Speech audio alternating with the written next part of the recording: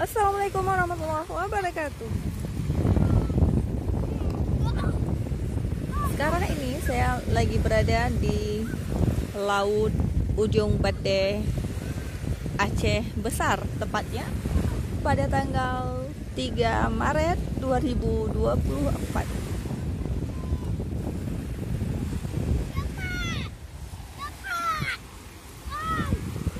Tepatnya ini menjelang asar.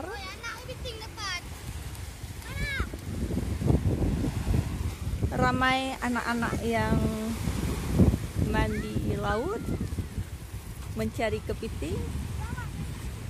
Ayo lihat keseruan dari anak-anak yang lagi cari kepiting. Assalamualaikum Abang Nuril. Udah dapat berapa? Assalamualaikum adik-adik. Lagi ngapain nih? Lagi menggali tanah. Menggali tanah. Mau tangkap apa? Kepiting. Kepiting. Oke, selamat mencari.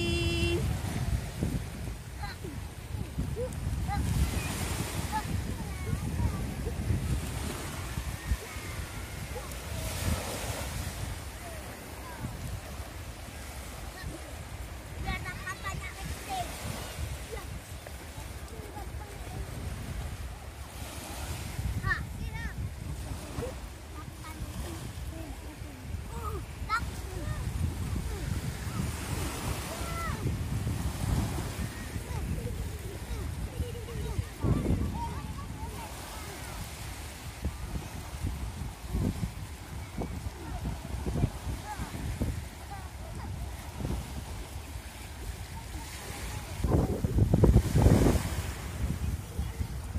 Abang Nuril, apa di tangan? Apa di tangan? Coba lihat. Yeh. Apa itu? Rumput laut. Rumput laut.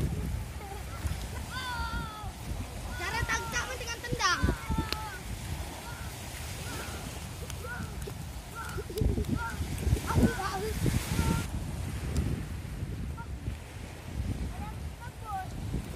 Mana tangkapannya?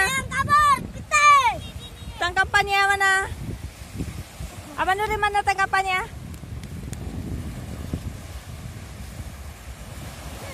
Iya, berhasil Abang Nuril, hebat kali.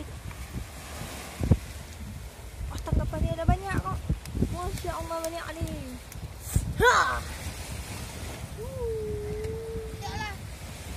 Udah banyak tangkapannya ya. Hebat kali perjuangan anak mama.